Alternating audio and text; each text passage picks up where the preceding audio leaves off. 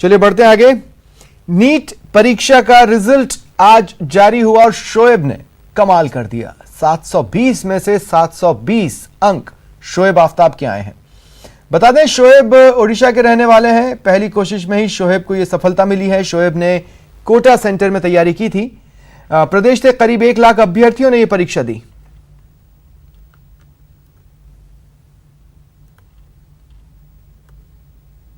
Starting से ही sir मेरा medicine में बहुत इंटरेस्ट था। एक्चुअली मैं जब छोटा था तो मैं सोचता था कि शायद जो आईटी सेक्टर है वो मेडिकल सेक्टर को ऐसे ओवरराइड कर जाएगा कि शायद हमें डॉक्टर्स की ज़रूरत नहीं पड़ेगी। और ऐसा मतलब मैं बचपन में सोचता था कि शायद रोबोट्स ही हमारा इलाज करेंगे हैं। तो इसलिए मेरा स्टार्टिंग में मैं सोचता था कि मैं सॉफ्टवेयर इंजीनियरिंग करूँ। लेकिन जब 9th-10th में आके ये रियलाइज़ हुआ कि ये टाइम तो अभी बहुत देर है, अराउंड ये सेंचुरी में तो ये पॉसिबल नहीं लग रहा। इसलिए मैंने लास्ट मोमेंट में फिर चेंज किया और मैं मेडिकल जो फील्ड है उस पर आया। वैसे इंटरेस्ट तो मेरा स्टार्टिंग से ही था। हम बात करते हैं जयपुर की, जहां मामूली भिड़ंत पर कुछ लोगों ने टैंकर चालक को ही किडनैप कर लिया। एकदम सच्ची बात बता रहे हैं। मामला जवाहर सर्किल थाना इलाके का है। मामूली दुर्घटना के बाद टैंकर चला रहे युवक के अपहरण का मामला सामने आया। जवाहर सर्किल चौराहे पर टैंकर और स्विफ्ट में भिड़ंत हो गई। स्विफ्ट कार में सवार 4 लोगों ने टैंकर चालक का अपहरण कर लिया। पुलिस को सूचना मिली, फौरन हरकत में आई। पता चला टैंकर चालक को किडनैप कर दौसा की ओर ले जाया जा रहा है। पुलिस ने दौसा और करौली में नाकाबंदी कराई, लेकिन किडनैपर 2 जगहों पर नाकाबंदी तोड़ फरार हो गए। पितोदा थाना इलाके में पुलिस की कड़ी नाकाबंदी देख कार सवार बदमाश टैंकर चालक को छोड़ फरार हो गए। कुल 4 लोग उस कार में सवार थे। अभी एक अभियुक्त को नामजद कर लिया गया है और बाकी अभियुक्तों की भी तलाश कर रहे हैं। घटनाक्रम इस प्रकार था कि टैंकर चालक और एक स्विफ्ट डिज़ायर के बीच में दुर्घटना हो गई थी और दुर्घटना के पश्चात स्विफ्ट में सवार 3-4 अज्ञात लोग सुरेश शर्मा को अपनी गाड़ी में किडनैप कर ले गए। इसके पश्चात तकनीकी अनुसंधान से अपराधियों का मूवमेंट दौसा और करौली की तरफ होना ज्ञात आया। एक टीम यहाँ से तुरंत रवाना की गई और दौसा व करौली पुलिस के सहयोग से नाकाबंदी करवाई गई। वहाँ पर करीब 2 जगह पुलिस नाकाबंदी तोड़कर अपराधी फरार हुए, लेकिन पिलौदा थाना अंतर्गत पुलिस के दबाव को देखकर उन्होंने अपहृत को रिहा कर दिया और आगे अंधेरे में गाड़ी छोड़कर भाग गए। और अब बात दौसा के सिकराय की, जहां एसडीएम और वकील आमने सामने हैं। वकीलों ने एसडीएम की कार्यप्रणाली से नाराज होकर कार्य बहिष्कार किया। साथ ही आज काली पट्टी बांधकर एसडीएम का विरोध भी किया। वकीलों का कहना है सिकराय एसडीएम की ओर से वकीलों के साथ अभद्रता की जाती है और गलत भाषा का इस्तेमाल होता है। ऐसे में वकीलों ने चेतावनी दी, जब तक एसडीएम की कार्यशैली ठीक नहीं होगी या फिर उनका तबादला नहीं होगा, तब तक कार्य बहिष्कार जारी रहेगा।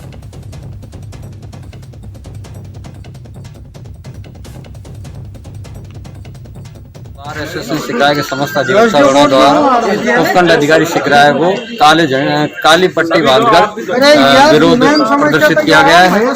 तो उसके बावजूद भी उपखंड अधिकारी सिकराय जो है अनैतिक कृत्य, अविधिक कृत्य संपादित करता जा रहा है। पक्षकारों को बुला के जबरन कोर्ट को संचालित कर रहा है। व्यवहार है उसमें सुधार नहीं किया जाएगा तब तक ये जारी रहेगा।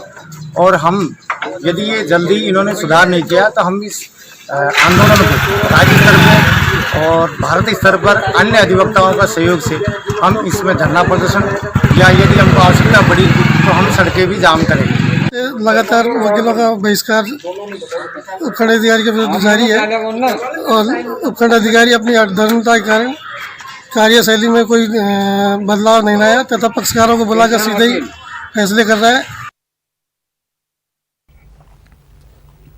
प्रदेश में आज डीजल चोर गिरोह के खिलाफ कार्रवाई हुई। पुलिस ने 2 अलग अलग शहरों में कार्रवाई कर कई लोगों को गिरफ्तार किया। पहली तस्वीर आपकी टीवी स्क्रीन पर अलवर की है और दूसरी अजमेर की। अलवर में पुलिस ने हरियाणा से डीजल लाते तस्कर के खिलाफ कार्रवाई की। अजमेर में डीजल चोरी के मामले में आरोपी को गिरफ्तार किया। अब इन खबरों को विस्तार से जान लें। पहले अलवर पुलिस की मिली सफलता की बात करते हैं। हरियाणा से डीजल तस्करी कर बहरोड क्षेत्र में वाहन चालकों को सप्लाई करने वाले गिरोह का भंडाफोड़ हुआ। बहरोड पुलिस ने हरियाणा से डीजल लेकर बहरोड बेच रहे टैंकर और 2 बसों को जब्त किया। डीजल चोर गिरोह में हड़कंप मच गया और वाहन चालक भागते दिखाई दिए। गौरतलब है, हरियाणा और राजस्थान में डीजल पेट्रोल की कीमत में 7 से 10 रुपए का अंतर है और इस वजह से हरियाणा से राजस्थान में तस्करी होती है। और इधर अजमेर के रामगंज थाना पुलिस ने डीजल चोरी के मामले में आरोपी को गिरफ्तार किया। दौसा निवासी ट्रांसपोर्ट कारोबारी ने मुकदमा दर्ज करते हुए ड्राइवर शौकीन पर डीजल चोरी का आरोप लगाया था। आरोपी को गाड़ी गुजरात के जामनगर लेकर जानी थी, जहां पर गाड़ी का पास बना और वापसी में इस गाड़ी को झुंझुनू में खाली करना था। रास्ते में सोमलपुर गांव में ड्राइवर शौकीन ने गाड़ी से डीजल चोरी कर लिया। गाड़ी में 7 से 8 ड्रम लीटर डीजल था।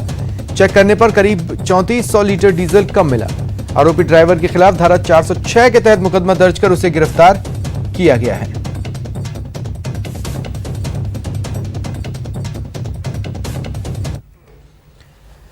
हारेगा कोरोना, जीतेगा बीकानेर अभियान का आगाज हो गया। इस कार्यक्रम की शुरुआत राजीव गांधी मार्ग से शुरू हुई, जिसमें जिला कलेक्टर नमित मेहता और आईजी प्रफुल्ल कुमार भी मौजूद रहे। इस दौरान जिला कलेक्टर नमित मेहता ने कार्यक्रम का आगाज किया। लोगों को कोरोना के प्रति जागरूक करने का प्रयास होगा।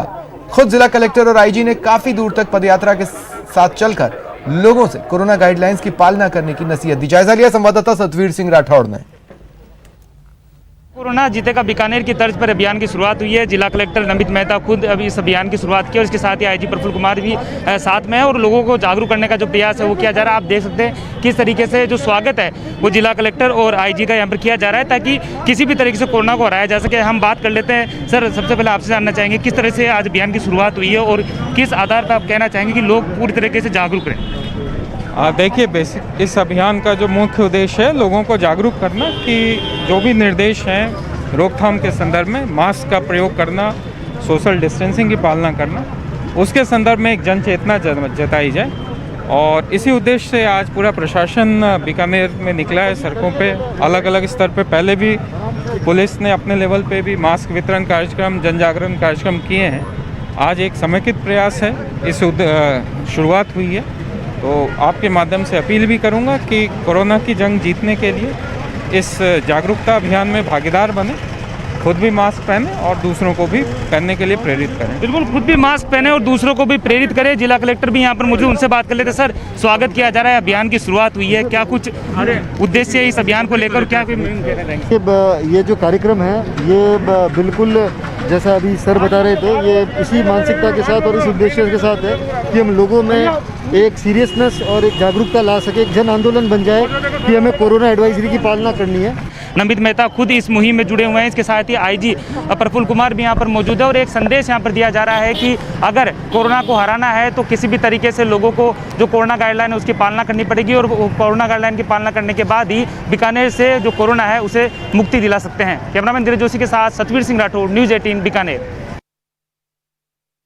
बीजेपी के अल्पसंख्यक मोर्चा के राष्ट्रीय अध्यक्ष हाजी जमाल सिद्दीकी ने मदरसों को लेकर बड़ा बयान दिया है।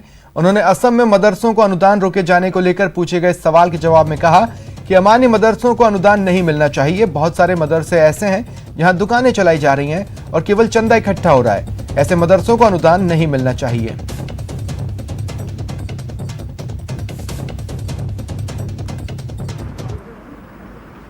वो माननीय मोदी जी का जो नारा है, सबका साथ, सबका विकास, सबका विश्वास, उसी को लेकर है। केंद्र में हमारी सरकार सबके विकास के लिए काम कर रही है। ऐसे में हमारी जिम्मेदारी बनती है कि अगर विकास से जो सबसे दूर आज रहा है, जो पिछली सरकारों ने जिनको अल्पसंख्यक समाज को, मुसलमान समाज को वोट बैंक के रूप में इस्तेमाल तो किया, लेकिन उनका विकास नहीं किया, उनको साथ लेकर आए। हमारी जिम्मेदारी, भारतीय जनता पार्टी अल्पसंख्यक मोर्चे की जिम्मेदारी अल्पसंख्यक समाज को साथ लाने की है। माननीय मोदी जी के सरकार की जिम्मेदारी सभी के विकास की है। जब साथ आएंगे, विकास होगा तो अपने आप विश्वास निर्माण होगा।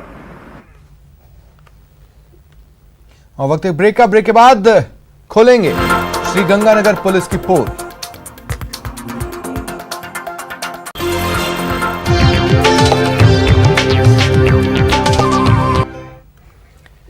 गुमशुदगी की एक गुत्थी सुलझाने में श्री गंगानगर पुलिस का गला सूख रहा है। उसे समझ नहीं आ रहा कि जिसे वो सुलझा हुआ मानकर चल रहे थे वो अचानक इतना उलझ कैसे गया।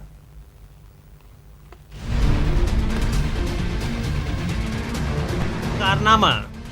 पकड़े चूहा, बोले शेर, देखो हो गया इंसाफ ढेर। शव किसी का, डीएनए किसी का। डीएनए रिपोर्ट ने खोली पुलिस की पोल। ये वर्दी वाले हैं जिनके व्यवहार पर ही नहीं बल्कि कार्यशैली पर भी गहरे सवाल उठते रहते हैं।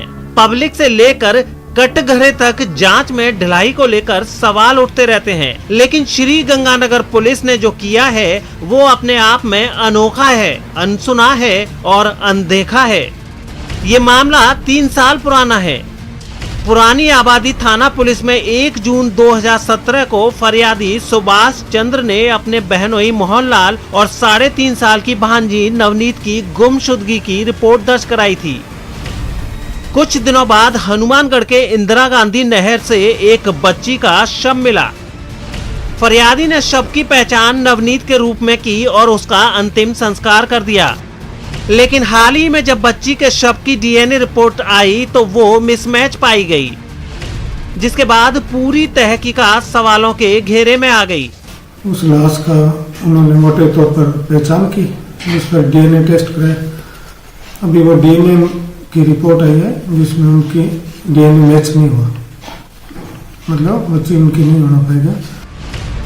अब सवाल ये उठता है कि जिस बच्ची के शव का अंतिम संस्कार कर दिया गया उसकी असल पहचान क्या थी। 3 साल पहले पुरानी आबादी पुलिस थाने में दर्ज गुमशुदगी की जांच का क्या हुआ? बच्ची के पिता मोहनलाल के बारे में क्या खबर है? पुलिस की इस खामोशी को क्या समझा जाए? पुलिस मोहनलाल और नवनीत को दस्तयाब करने की कोशिश करेगी या इस तहकीकात का अंजाम भी दूसरी तहकीकातों वाला ही होगा? ये वो सवाल हैं जिनके जवाब तलाशना पुलिस के लिए बेहद जरूरी है। इन्हीं सवालों के हल से न सिर्फ खाकी का इकबाल बचेगा बल्कि आम जनता में गिर रही उसकी साख में सुधार भी होगा। न्यूज़ 18 राजस्थान के लिए श्री गंगानगर से अशोक शर्मा की रिपोर्ट। फिलहाल इतना ही, नमस्कार।